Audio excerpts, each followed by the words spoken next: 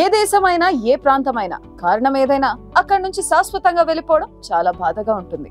అది ఉక్రెయిన్ అయినా, గాజా అయినా, తాజాగా లెబనాన్ అయినా జనం వేల సంఖ్యలో తరలిపోయారు. ఉన్న ఊరు వదిలిపెట్టి బతికితే బలుసాకైనా తిని బతకొచ్చన్న వారంతా ఇతర దేశాల్లో పునరావాసం వెతుక్కున్నారు. కానీ ఇప్పుడు మనం చెప్పుకోబోయే ఉదంతం ఓ అందమైన దేశం గురించి.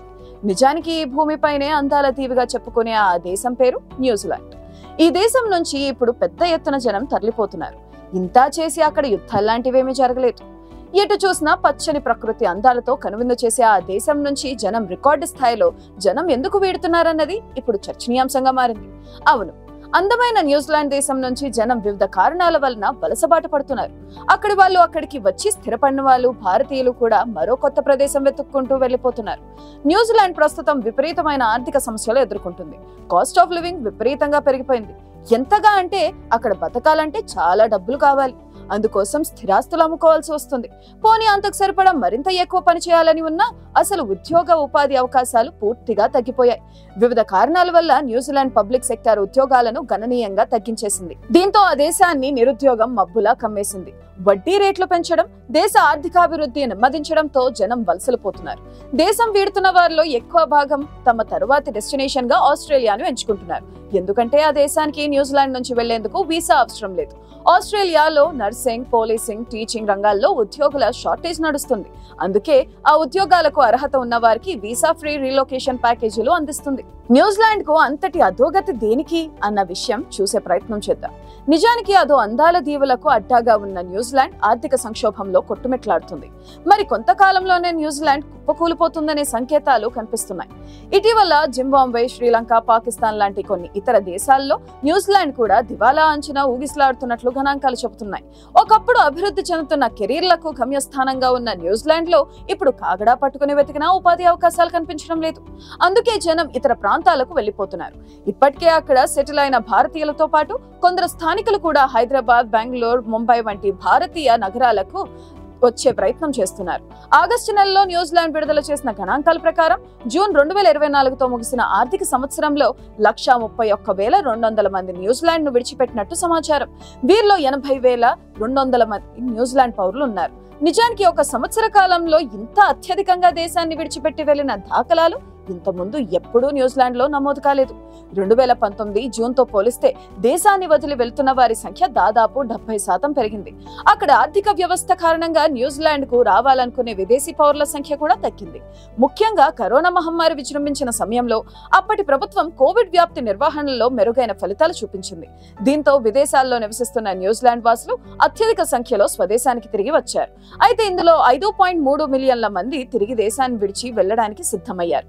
పెరుగుతున్న జీవన వ్యయం, అధిక వడ్డీ రేట్లు, తక్కువ ఉద్యోగ అవకాశాల కారణంగా న్యూజిలాండ్ వాసులు తీవ్ర అసంతృప్తికి లోనయ్యారు. 1999లో అధికారిక నగదు రేటును ప్రవేశపెట్టినప్పటి నుండి న్యూజిలాండ్ సెంట్రల్ బ్యాంక్ నగదు రేట్లను 521 బేసిస్ పాయింట్లకు పెంచింది. ఈ పరిణామం తర్వాత న్యూజిలాండ్ ఆర్థిక వ్యవస్థ కష్టాల్లో కూరుకుపోయింది. మొదటి త్రైమాసికంలో ఆర్థిక వ్యవస్థ వార్షిక వృద్ధి 0.2% ఉండగా రెండవ త్రైమాసికంలో నిరుద్యోగం 4.7%కి పెరిగింది. ద్రవ్యోల్బణం 3.3%తో అధికంగా నమోదైంది. అదే సమయంలో న్యూజిలాండ్ ప్రభుత్వం దేశంలోని పబ్లిక్ సర్వీస్ సేవలను గణనీయంగా తగ్గించింది. దీంతో చాలా మంది నైపుణ్యం కలిగిన ఉద్యోగాలకు ఎసరొచ్చింది. మరోవైపు ఆస్ట్రేలియాలో ఉద్యోగ అవకాశాలు న్యూజిలాండ్ ప్రజలను ఊరించాయి. నర్సింగ్, పోలీసింగ్, టీచింగ్ వంటి రంగాల్లో అవకాశాలను కల్పిస్తున్న ఆస్ట్రేలియా చక్కటి వీసా ఫ్రీ పునరావాస ప్యాకేజీలను కూడా అందిస్తుంది. ఆస్ట్రేలియాలో ఎక్కడ నైపుణ్యం కొరత ఉందో అక్కడికి న్యూజిలాండ్ వాసులు చేరిపోతున్నారు. ఇలా వెళ్తున్న వారిలో ఎక్కువ మంది 20 నుంచి 30 ఏళ్ల వయసున్న యువత కాగా వీరిలో 25 నుంచి 29 మధ్య వయసున్న యువకులు ఎక్కువగా ఉన్నారు. దీంతో మరికొంత కాలం తర్వాత జపాన్ లో మాదిరిగా న్యూజిలాండ్ లోనూ ఎక్కడ చూసినా వృద్ధులే కనిపించబోతున్నారు.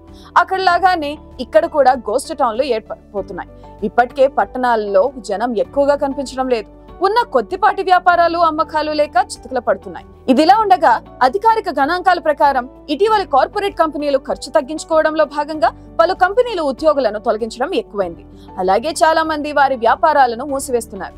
దీని కారణంగా 2024 జనవరి, జూన్ మధ్య దేశ జనాభాలో 1.5% మంది వెళ్లిపోగా అందులో 0.6% భారతీయులు ఉన్నారు. ఈ సంఖ్య నానాటికి పెరగొచ్చనే అంచనాలు ఉన్నాయి. అక్రిడిటెడ్ ఎంప్లాయీస్ వర్క్ వీసాలున్న వారు కూడా అక్కడ పరిస్థితులకు భయపడి తిరిగి భారతదేశానికి వచ్చేస్తున్నారు. 2-3 దశాబ్దాల క్రితం వెళ్లి అక్కడే స్థిరపడాలని నిర్ణయించుకున్న వారు వ్యాపారాలు ఇప్పుడు సరిగ్గా నడవడం లేదు. అందుకే మన వాళ్ళు అక్కడ తీవ్ర ఇబ్బందులను ఎదుర్కొంటూ స్వదేశానికి తిరిగి వస్తున్నారు. అక్కడి నుండి బయటకు వచ్చిన వారిని అడిగితే మునిగిపోయే నావలో ఎన్నాళ్ళు ప్రయాణం చేస్తామనే సమాధానమే వస్తుంది.